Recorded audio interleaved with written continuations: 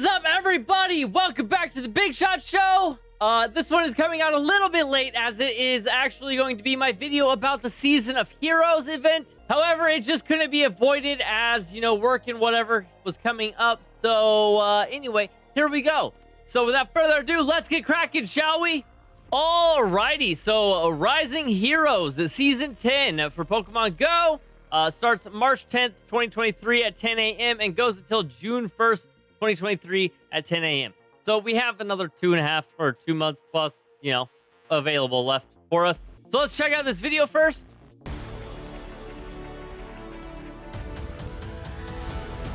Meltan, Gimme Ghoul.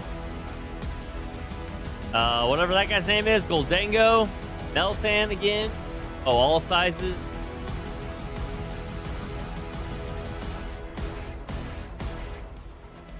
Regieleki and Regidrago.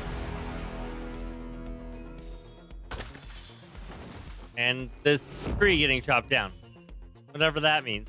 Alrighty, so in case you didn't know already, I'll have a video on it, but Regidrago and Regieleki are going to be coming up in the Elite Raids later on this month. There's ways of getting Gimme Ghoul and Goldango, and there's even a way of getting Meltan. We should be covering all of that in this video. If I don't cover anything in this video in particular, there will be links to other videos where I probably will have covered it. All right, what to look forward to this season? Some new features. We have a roaming form and Gimme Ghoul available to catch only in Pokemon Go with what? Roaming form Gimme Ghoul available to catch only in Pokemon Go. Okay. As well as Goldango. I don't know why it's saying only in Pokemon Go. Like, is Gimme Ghoul not in Scarlet and Violet or whatever? Basically, the gist of it is Gimme Ghoul and Goldango are in Pokemon Go now. Somehow they tie into Scarlet and Violet with the Nintendo Switch, and then there are items used to try and attract them more frequently and get them and catch them for yourself. Well, Gimme Ghoul, and then evolve it up to Goldango using 999 of those gold coins that you could possibly have. That would be how you get him.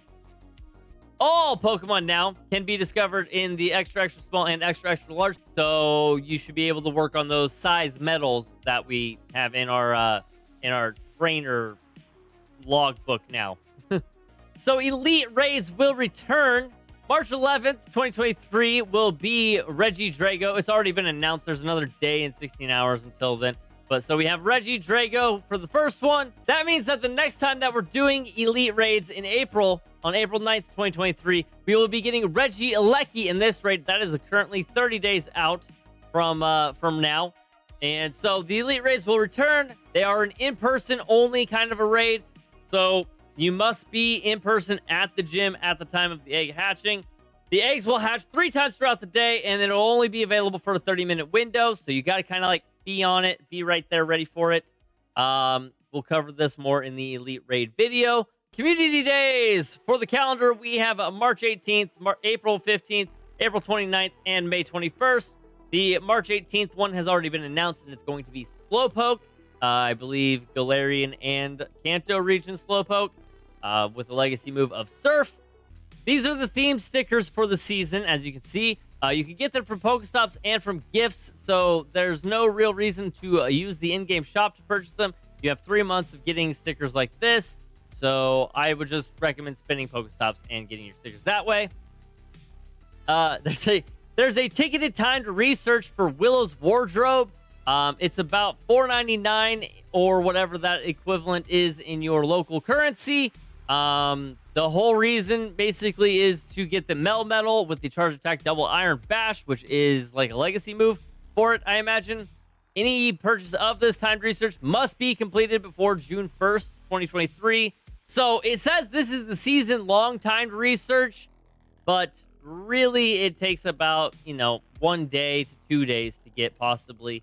It's like catch 50 Pokemon and transfer 20 Pokemon, something like that. It's really not that hard of a timed research, especially for a season-long thing. I was really hoping that since it was going to be a season-long, it would take a little bit longer. Maybe not to the extent of the Masterwork research, but at least, make it be something that's going to take a little bit to unlock, kind of a thing. But that's probably why you've been seeing a lot of people wearing this outfit. Moving on to the events, we have the Festival of Colors, which is currently happening right now. We also have the March Community Day. Like I said, it's going to be Slowpoke. We had the hone your catching skills with the Catch Mastery event last weekend. And I'll have a video on the Go Battle updates. And those will all come out later. So seasonal rotations for the Research Breakthrough. We have Pinsir, Snorlax, Gibble, Furfrou, all with a chance of being shiny. And then we have Parasect and Goomy as well from that 7-day Research Breakthrough event. Again, if you're lucky, you might get a shiny. Different Pokemon will appear in the wild, starting on March 1st, obviously. For the cities, we will be having Voltorb, Porygon, Togetic, Gardevoir, Purloin, Trubbish, Elgium, all with a chance of being shiny, as well as more Pokemon. Forests, we will be getting Mankey, Shuckle, all both with a chance of being shiny, as well as Executor, Zorua, Sunfisk, Fomantis, and Morlul, as well as more, obviously. Mountain area, we will be getting Aerodactyl, Snorlax, Whismur, Mawile, Aron, Metachan, and Woobat, all with a chance of being shiny, and more. Beaches and water, we will be getting Psyduck, Slowpoke, Mantine, Frillish, all with a chance of being shiny, as well as Hisuian Quillfish, Luminion, and Goomy, and more. Northern Hemisphere people, you are going to be getting Skarmory, Swablu, Snivy, Tepig, Oshawott, Dano, and Helioptile, with a chance of being shiny, as well as some more. In Southern Hemisphere, folks, you get Chikorita, Cyndaquil, Totodile, Larvitar, Alomomola, and Stuffle, all with a chance of being shiny, as well as Scraggy. So that's kind of, obviously, none of these are really going to be guaranteed, but they should be more frequently spawning in those areas. I know that that's almost never how it actually works. For the eggs, in the 2-kilometer eggs, we'll have Bellsprout, Igglybuff, Trapinch, and Cottony, all with a chance of being shiny, as well as more. 5-kilometer eggs, we'll have Machop, Gligar, and Bonsly, and more. These ones all with a chance of being shiny. 7-kilometer eggs, we will have Hisuian Growlithe, Hisuian Voltorb, Hisuian Quillfish, and Hisuian Sneasel, and more. 10-kilometer eggs, we will be getting a Tyrunt, Amara, Togedemaru, and Jangmo-O. None of these have a chance of being shiny, although it still says if you're lucky, you might encounter a shiny one. That would probably be applying to the and more, since I know for a fact that Riolu is still in the 10-kilometer eggs. 5-kilometer Adventure Sync eggs will have Shinx, Cranidos, Shieldon, Happiny, and Frillish, all with a chance of being shiny, and more. And 10-kilometer eggs will be having a Dratini, Beldum, Gibble, and Rockruff, all with a chance of being shiny, as well as Goomy and more. Again, these 10-kilometer Adventure Sync eggs seem to be the best eggs that you could try to get. Again, you have to walk 50 kilometers per week to get those eggs in your inventory. You also need an open egg slot so that you can receive those eggs on Monday when the weekly Adventure Sync is calculated, and you have to have availability and walk 50 kilometers. Lastly, some seasonal bonuses for the whole season, which are good, yet also not good, I guess. I don't know. It's a seasonal thing. It's fine. These are good. Increased damage dealt by Pokemon participating in raids remotely. So as of right now, it doesn't look like remote raids are going anywhere, but there are still a lot of rumors and whispers that remote raiding is going to be, getting taken out of the game at some point. I truly hope not, since I live in such a rural area and there's hardly any gyms to do raids at. And there's hardly any people playing the game. Just saying! Also, Team Go Rocket will appear more frequently at Pokestops, and extra Stardust earned from Team Go Rocket encounters. So, like I said, pretty lackluster bonuses, but at least this one's still here, I guess, for me. Like, the remote raids. Woo! Little bit. Alrighty, so that's going to be my quick coverage of the Season of Heroes. But I do have a few little, speculations on my own part, or ideas possibly of what I think could be coming in this season. Let's start off with the loading screen. So as the game is loading up, we see Lucario on the very front of the screen. That's why Shiny Riolu is hanging out with us over there.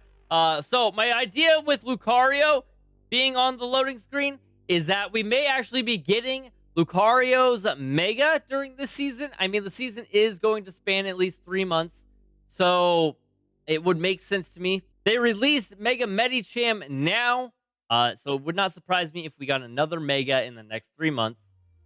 They've been also seeming to be a little bit quicker on getting the Megas out lately. I think that they might be even trying to get to Z moves or Gigantamaxing just that much quicker. I don't know how to implement Z moves, but Gigantamaxing is obvious. You know, build up Gigantamax or build up Dynamax energy and then Gigantamax your Pokemon.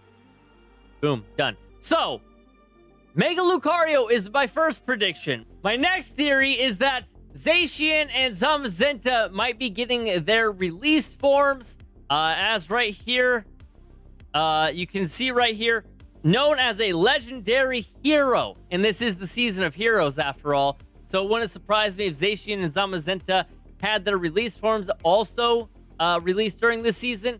That is my next prediction for the season. Really, that's just the two I wanted to go over. So, other than that, I don't really have any much speculation or predictions out there. Just those ones, because I think those ones would be super awesome. I do, however, think it's also going to be kind of hard to do that, since they just had the Primals released for Primal Groudon and Primal Kyogre. I would understand them not wanting to do that until later, as it is a business after all. So they don't want to just give us everything all the time. But yeah, those are a few of my predictions. I'm hopeful, at least. I've never evolved a Riolu in an attempt to wait until there is Mega Lucario in the game. Also, I've just been holding out for a 4-star.